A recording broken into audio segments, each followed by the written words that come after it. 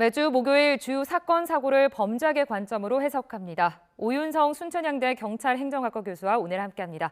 교수님 어서 오세요. 네, 안녕하세요. 네, 자 오늘 다룰 첫 사건부터 좀 짚어보도록 하겠습니다. 영상으로 저희가 보여드렸듯이 18년 전에 실종된 전북 대학생 이윤희 씨의 이야기부터 좀 짚어볼게요. 먼저 어떤 사건이었죠? 네, 이게 이제 전북대 수의학과 그 4학년 이윤희 씨 같은 경우가 2006년 6월 5일에 그 전주 덕진동 그 음식점에서 과종강 파티를 하고 난 이후에 걸어서 새벽 2시 반에 그 본인이 살고 있는 금암동 원룸으로 귀가를 하게 됩니다. 그런데 이제 그 당시에 동기 A모 씨가 같이 동행을 해서 들어가는까지 확인을 했다라고 하는데요. 그런데 이제 오전 2시 59분, 즉 다시 말해서 들어간 지 한 29분 이후에 이 데스크탑에 있는 그 컴퓨터로 인터넷 포털 사이트를 검색을 하는 것이 나옵니다. 그 검색어가 112 그리고 성추행이라는 단어를 3분간 검색을 했고요. 그리고 이제 컴퓨터는 오전 4시 21분에 꺼집니다. 그런데 귀가를 하고 난 이후에 이틀 동안 학교에 전혀 나오지 않고 하는 것을 이상하게 여겨서 이 친구들이 원룸을 갔다가 이제 찾았는데요. 나중에 이제 경찰에 신고를 해서 경찰과 119 구급대 도움으로 도어락을 부순 뒤에 들어갔지만은 거기에 없었습니다. 그리고 이제 뭐 또 공교롭게도 실종 이틀 전인 2006년도 6월 3일에 이 씨 같은 경우가 과외를 마치고 돌아오는 길에 오토바이를 탄 그 날치기 범들에 의해서 이 그 휴대전화를 잊어버린 상태이기 때문에 연락이 안 된 거죠. 그래서 이제 18년 동안 지금 이제 실종 상태에 있는 것이고요. 이례적으로 3차례에 걸쳐서 경찰이 수사를 했음에도 불구하고 지금 이 씨가 생존을 하고 있다라고 하는 이 생존 반응이 전혀 나타나지 않고 있는 그런 상황입니다. 예, 지금 이 18년 전의 사건이 사람들의 기억 속에서도 조금 잊혀져 가다가 다시 좀 관심을 받게 된 부분이 윤희 씨 이제 부모님이 기자회견을 열면서부터거든요. 일단 저희가 준비한 녹취가 있는데 일단 들어보고 다시 오겠습니다. 직접 들어보시죠. 우리가 맨 처음에 전주에 도착하기 불과 한두 시간 전부터 이윤희가 살던 원룸에 어떤 자가 침입을 해가지고 컴퓨터를 만진 기록. 그부터 시작해가지고 그러니까 바로 경찰이 개입된 거예요. 바로. 그러니 이 사건이 18년이 아니라 뭐 180년인들 해결될 일이 있습니까? 뭐 이 고소장을 뭐 2건이나 접수하고 이런 것은 꼭 경찰을 겨냥하기보다는 그런 뜻보다는 오히려 그 과정에서 내 딸이 현재 살아있는지 죽어있는지 내 딸을 찾는 것이 가장 큰 목적이기 때문입니다. 네, 그 이윤희 씨 부모님의 기자회견 지금 듣고 오셨는데, 지금 이 사건을 좀 쟁점들을 짚어보면 일단은 이제 부모님의 입장은 초동 경찰 수사가 좀 잘못됐다 이런 지적을 하고 있거든요. 이 이유는 뭡니까? 예, 이제 이거 장기 실종 사건 같은 경우는 초동 수사가 상당히 중요하고 그리고 이제 초기 단계에서 이제 증거 같은 것을 확보하는데 실패를 하게 되면 나중에 이제 그 후유증이 상당히 큰데요. 지금 이제 이 부모님들이 그 이윤희 씨 그 장기 실종과 관련돼서 경찰의 초동 수사가 실패했다라고 이제 주장을 하는 그 몇 가지 이유가 있습니다. 우선적으로 이 사건이 발생되고 난 이후에 그 원룸을 그 지구대에서 출동한 그 경찰관의 허락을 받고 친구들이 청소를 했다라고 하는 거. 청소를 하게 되면 일단 교수님 기본적으로 지문이나 DNA 등 이런 것들이 좀 사라지는 거 아닙니까? 기본적인 어떤 그 증거가 현장에서 사라지는 그런 그 부정적 효과가 있고요. 제가 봤을 때는 아마 이 지구대 직원 같은 경우가 이 사태의 심각성을 인식을 잘 하지 못하고 이것을 좀 이렇게 안일하게 대처를 한 것이 아닌가 하는 생각이 듭니다. 그리고 이제 또 하나는 이 컴퓨터 사용 기록에 남아 있는 그 뭐 성추행이라든가 이라든가 하는 이 단어가 뭔가를 암시를 하고 있는데 그것에 대해서 이제 조금 주목을 못한 것이 아닌가라는 생각이 들고요. 가장 결정적인 것이 뭐냐면 이제 그 가족이 원룸에 도착을 하기 전에 오후 2시에 말이죠. 이 그 이윤희 씨의 컴퓨터가 켜지고 실종 시점을 기준으로 해서 5일간의 기록이 삭제됐다라고 하는 것이 확인이 됐거든요. 누군가가 삭제를 했을 가능성이 있는 거죠. 그렇죠. 누가 손을 대지 않고는 그렇게 하기 힘들고 그리고 이제 또 추가적으로 얘기 나오는 것이 뭐 집에서 사용하던 찻상이라든가 또는 뭐 수첩 같은 것들이 딴 데 버려져 있었다라고 하는 이런 것들.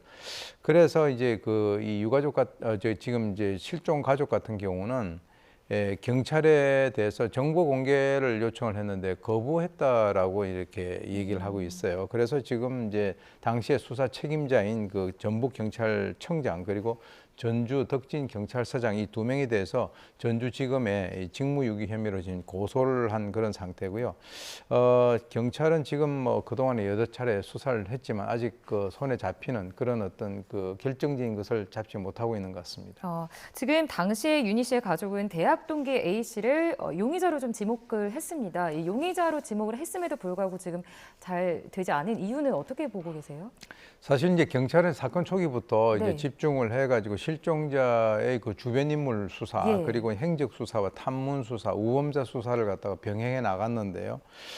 실제로 이제 15,000명 정도 총 동원 인원이 15,000명이라는 얘기입니다. 그래서 투입을 해서 인근에 있는 그 건지산이라든가 하천에 대한 대대적인 수색 활동을 벌였고요. 예. 또 이제 뭐 만화방, 찜질방, 뭐 PC방 여러 가지를 뒤졌지만 성과를 얻지 못했습니다. 그런데 이 윤희 씨 가족이 바로 이제 동기인 A 씨를 범죄 용의자로 지목을 한 그 이유가 있는데요. 우선적으로 종각 모임에서 윤희 씨가 이 A 씨에게 왜 화장실에 따라왔느냐라고 얘기를 했던 점, 그리고 이제 실종 당일에 이 윤희 씨가 집으로 들어가는 그 과정에서 마지막으로 목격한 사람이 이제 그 사람으로 알려져 있고, 또 이제 그 실종되고 난 이후에 동기들과 집안 청소를 하는데도 가담을 했었고요. 예. 또 이제 가장 조금 이제 의심스러웠던 점들이 수사 과정에서 이 사람의 수첩을 발견했는데 그 수첩 내용이 이 윤희 씨의 그 일거수일투족을 관찰하듯이 이렇게 적어놓고 예. 그 여성의 그 머리카락까지 보관을 했다라고 하는 점. 그래서 그런데 이제 이 여러 가지 것들에 대해서 의심이 있어서 그 당시에 거짓말 탐지기를 태웠는데 거기에는 진실 반응이 나와서 여기에서 그 수사가 나가면서 한 발짝도 더 이상 지는 척이 없었습니다. 그 윤희 씨가 사라지고 나서 3년 뒤에 또 새로운 용의자가 용의 선상에 이제 있었다라고 또 하는데 이 부분은 어떤 부분입니까? 이거는 이제 2009년도에요. 그 이제 사건 발생되고 한 3년 정도 지나서 부녀자 26명을 상습적으로 성폭행을 예. 했던 30대 김 씨를 갖다 검거를 했는데요. 경찰은 이 사람을 사건 용의자로 지목을 했습니다. 그 이유는 이 사람이 주기적으로 성범죄를 저지르다가 이 이윤희 씨 사건이 발생된 2006년 6월 이후에 한 몇 달간 범행 흔적이 전혀 없었다는 거죠. 예. 그리고 이제 또 조사를 하면서 아무래도 이제 이 윤희 씨 사건과 연관성을 물어봤을 텐데 그때 뭐 본인이 목숨을 끊으려 하는 그런 시도도 했었고 그래서 이제 이 수사 뭔가 어떤 수사 전환점이 있지 않는가라고 생각을 했었었는데 이 김 씨가 불행하게도 교도소 내에서 극단적 선택을 함으로써 이 또한 그 미궁석으로 빠졌는데요. 저는 개인적으로 봤을 때는 이 사람이 어떤 그 참고를 할 정도는 되지만 사실 뭐 그 컴퓨터 내에 있는 자료를 갖다가 이렇게 지운다든지 예. 하는 여러 가지 것들 또 이제 뭐 동물 소각로에 있어서의 소각하는 그 무게가 갑자기 늘었다든가 하는 이런 것들과 연관시켜 보면은 저는 개인적으로 이 사람은 그 관련성은 좀 적어 보인다는 거죠. 자, 이 지금 사건을 좀 쭉 짚어봤는데 일단 18년째 사건이 지금 제자리 걸음이에요, 교수님. 그러니까 원점으로 돌아가서 가장 중요한 부분이 제가 봤을 때는 이게 윤희 씨가 사라지기 전에 뭐 112나 성추행 관련 등의 컴퓨터의 기록상이 남아 있잖아요. 네. 그러니까 휴대폰이 지금 날치기를 당해서 없는 상태에서는 컴퓨터가 가장 큰 좀 흔적을 찾아볼 수 있는 중요한 단서가 되지 않았을까. 이 부분이 좀 아쉽거든요. 그렇습니다. 네. 실제 이제 그 아까도 말씀드렸지만 인터넷 사용 기록이 나왔지 않습니까? 그런데 이제 이 포털 사이트에 지금 어떤 남학생이 자신의 엉덩이를 만졌다 또는 뭐 어떤 아저씨가 자신의 엉덩이를 만졌다 이것을 강제추행이라고 할 수 있느냐라고 하는 네이버 지식인에 올린 그 글이 발견이 됐고요. 그래서 이제 경찰은 이 종각 모임에서 어떤 그런 성추행이 있지 않았는가라고 해서 그 종각 모임에 참석했었던 모든 사람들에 대해서 조사를 했으나 뭐 별다른 내용을 갖다가 발견을 하지 못했습니다. 그런데 이 아까도 이 검색을 한 사람이 누구인가라고 하는 것도 과연 이윤희 씨인가 아니면 또는 제3의 인물인가 알 수 없는 거죠. 알 수 없는 그런 상태죠. 그 이상한 점이 또 있습니다. 윤희 씨가 사라진 이후에 서울에서 윤희 씨의 계정으로 인터넷에 접속한 흔적이 발견됐다. 이런 좀 이슈가 있더라고요. 일단 저희가 준비한 경찰의 설명 먼저 듣고 이야기 이어가 보겠습니다.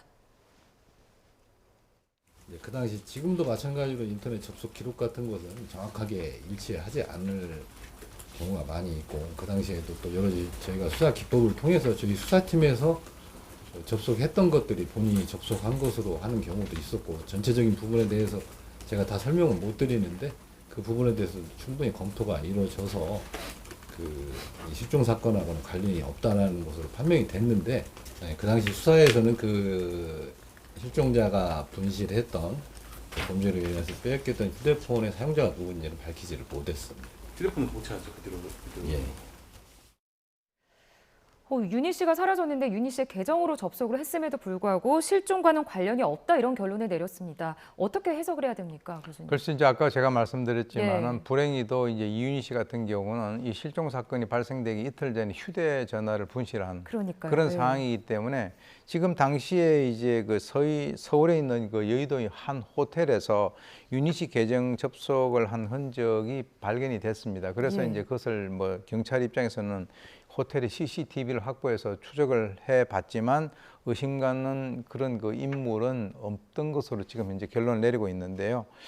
글쎄요, 뭐 누가 이렇게 인터넷 접속을 했는가 이게 아주 이 그 사건이 꼬이게 된 게 바로 이윤희 씨의 휴대폰을 분실함으로써 예. 또 그것이 또 어디에서 움직이는 그런 어떤 그 증거로 작용을 하니까 경찰 입장에서는 상당히 조금 어려웠을 것으로 봅니다. 자, 지금 어딘가에서 살아있다면 지금 47살 중년이 되셨을 텐데 경찰도 지금 다시 움직이고 있는 상황입니다. 어떻게 수사가 이루어질지 일단은 좀 이야기를 듣고 다시 오도록 하겠습니다. 일단 고소인 측에서는 그 사설 포렌식 업체한테 받은 내용을 토대로 진술을 하셨기 때문에 향후 저희는 그 실종자의 하드디스크를 제출받아서 그 자료와 그 사설 포렌식 자료를 일단 대조 분석할 예정입니다. 네, 수사 인력도 더 늘렸고 그리고 이제 예전보다는 요즘 더 기법이 많이 발달도 됐고 발전을 했기 때문에 좀 이번에는 실마리를 찾을 수 있지 않을까 하는 기대를 해보려고 하는데 어떻습니까, 교수님? 지금 이제 그 네. 이윤희 씨 부모님의 어떤 저런 호소에 대해서 경찰이 예. 이제 응답을 하고 있는데요. 자체적으로 설명회를 지금 이제 그 개최를 하면서 부모님의 어떤 이 무거운 마음을 들 수 있도록 그 최선을 다하겠다 이렇게 얘기를 했었고요. 그리고 이제 아까 얘기 나왔던 이제 모든 것을 원점에서부터 시작을 해서 다시 한번 그 수사를 갖다 해 나가겠다. 특히 이제 여러 가지 어떤 대조 분석 작업 같은 경우는 이 포렌식은 국가수사본부에 의뢰를 하겠다라고 이제 밝혔습니다. 그런데 지금 이제 경찰이 다시 들여다보고 있는 이윤희 씨 관련되는 이 예. 실종 사건 수사 기록이 한 2만 장 정도 된다는데 예. 그것을 이제 처음부터 따져볼 것이고요. 그런데 이제 아까 말씀하신 대로 최근에 수사 기법이 많이 이제 그 발전을 하면서 미제 사건들이 풀리고 있긴 있지만 네. 제가 봤을 때는 여기에서 과연 얼마나 그 자료들을 갖다가 확보를 했는가, 유의미한 자료들이 얼만큼 남아 있는가라고 하는 것이 관건이거든요. 예. 그래서 여기에서는 뭐 DNA라든가 이런 것들이 없는 그런 상태에서는 일단 뭐 우리가 그 경찰의 노력을 한번 지켜봐야 될 그런 부분입니다. 예, 그러니까 여러 실마리를 좀 찾을 수 있는 단서들이 많이 있었던 것 같은데 뭔가 이게 좀 놓쳐진 것 같아서 좀 마음이 너무 안타깝습니다. 과학적이고 좀 합리적인 증거들이 발견되어서 사건이 해결되기를 바라보도록 하겠습니다. 자, 이어서 다음 사건을 좀 짚어볼게요. 안 그래도 요즘 고물가, 고환율, 고금리 시대인데 장사하기도 힘든 요즘에 지금 식당 사장들에게 돈을 뜯어낸 상습범이 있다고요? 어떤 내용입니까? 이게 이제 일명 그 장염맨으로 네. 알려진 사건입니다. 이제 본인이 음식을 먹고 장염에 걸렸다. 그래서 이것에 대해서 뭔가 보상을 하라 이런 내용인데요. 전국 각지 그 음식점 수천 곳에 그 거짓으로 협박 전화를 해가지고요. 네. 이 수천만 원을 챙긴 30대가 이제 그 상습 사기 혐의로 이번에 구속됐습니다. 이 A 씨 같은 경우는 지난해 10월 1일 그 강릉시에 있는 음식점에 전화를 해가지고 일행과 식사를 했는데 장염에 걸렸다. 여기에 대해서 보상을 해주지 않으면 영업 정지를 시키겠다. 이렇게 이제 협박을 해가지고 200만 원을 갖다가 이제 갈취를 했고요. 이런 수법으로부터 작년 6월 12일부터 금년 3월 21일까지 총 418차례에 걸쳐서 약 9천만 원 정도를 부당 편취했다라고 하는데요. 이 수법이 전국 맛집을 검색을 하고 무작위로 던지는 거죠. 그래서 이제 10곳에서 20곳 정도의 음식점에 협박 전화를 해가지고 영업 정지를 당하고 싶느냐라고 이제 협박을 하고요. 거기에서 이 업주가 그러면 영수증하고 진단서 보내달라라고 하면은 바로 전화를 끊어버리고, 그리고 나머지 이제 그 걸려든 업주들은 수백만 원을 합의금 명목으로 이제 그 이체를 했어요.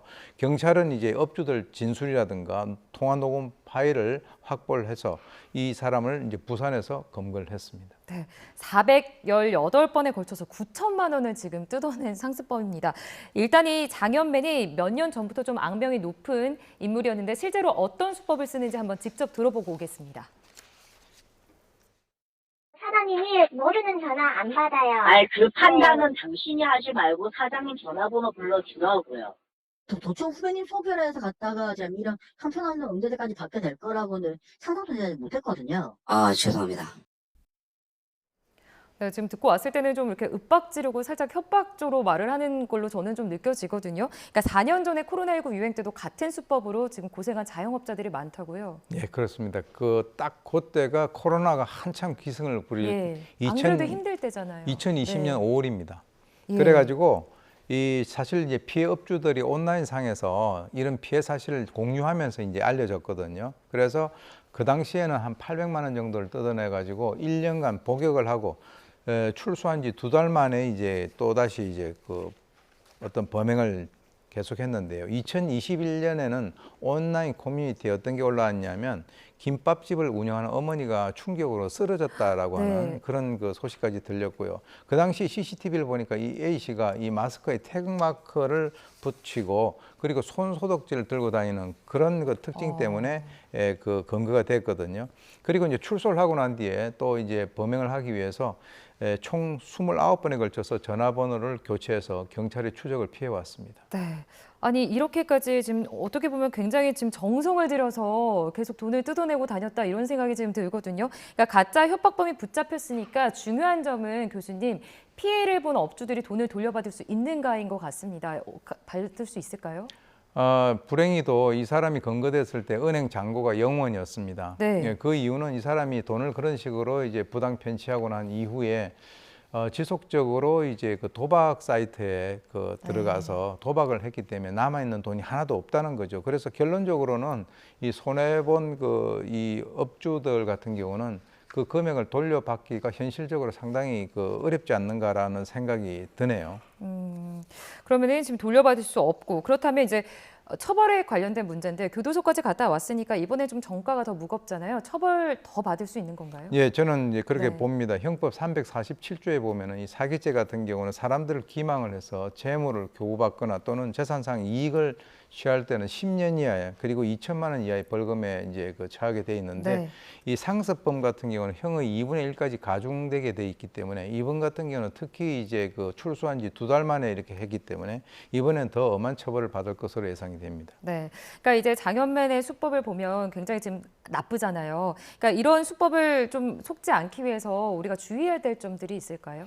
지금 이제 피해를 미끼를 던진 그 업주 중에서 피해를 안 보신 분들 중에서는 어떤 반응을 보였냐 그러면 전화가 걸려오면 그럼 언제 우리 식당에서 식사하셨어요? 그럼 영수증하고요. 그리고 이제 만약에 장염 진단을 받으셨다면 병원에 그 진단서를 갖다 같이 해서 저한테 보내주세요. 이렇게 아주 점잖게 얘기를 하면 이 사람의 반응이 욕을 하면서 전화를 끊어버립니다. 왜 그러냐면 그것이 더 이상 이제 먹어 들어갈 수 없다라고 하는 것을 인식을 한 것이죠.